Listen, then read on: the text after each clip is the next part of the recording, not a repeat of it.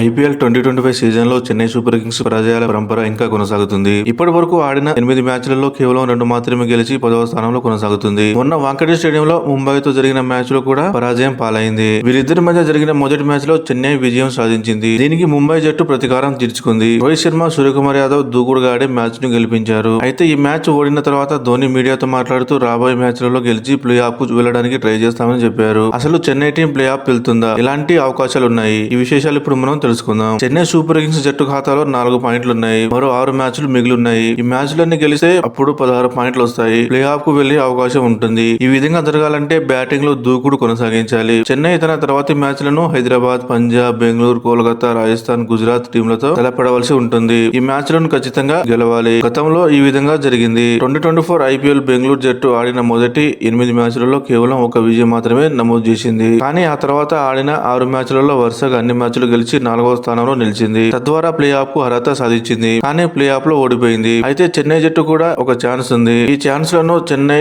ఒడిసి పట్టుకుని ప్రతి మ్యాచ్ లో గెలిచేందుకు ప్రణాళిక రచించాలి. అప్పుడే విజయాలు పెరిగి ప్లే ఆఫ్ కు క్వాలిఫై అయ్యే అవకాశం ఉంది. కానీ ఇప్పుడున్న పరిస్థితుల్లో చెన్నై జట్టుకు సులభం కాదని పలువురు మాజీలు సైతం చెబుతున్నారు. ముఖ్యంగా చెన్నై టీంలో పవర్ ప్లే లో ధాటిగా బ్యాటింగ్ చేసేవారు లేరు. దీనికి తోడు కెప్టెన్ రుతురాజ్ గైక్వాడ్ గాయపడడంతో ఇబ్బందులు మరింత పెరిగాయి. మిడిల్ ఆర్డర్ లో హిట్టింగ్ చేసేవారు లేరు. శివం దుబే అడపదడప మ్యాచ్ లలో రాణిస్తున్న ముఖ్యమైన టైంలలో అవుట్ అవుతున్నారు. ధోని కొన్ని మెరుపులు మెరిపిస్తున్నా అవి సరిపోవడం లేదు. బౌలింగ్ లో కూడా తెలియబోతున్నారు. గతేడాది మెరిచిన పతిరణ కూడా వికెట్లు తీయడం లేదు. నూర్ అహ్మద్ ఒకటే కాస్త ఆకట్టుకుంటున్నారు. ఈ విధంగా అనేక సమస్యలు ఉన్నాయి. కానీ టీ20లో ఏ టీమును తక్కువగా అంచనా వేయవద్దు. ఈ లోపాలను సరిదిద్దుకుని రాణిస్తే ప్లే ఆఫ్ కు వెళ్లడం పెద్ద కష్టం కాకపోవచ్చు.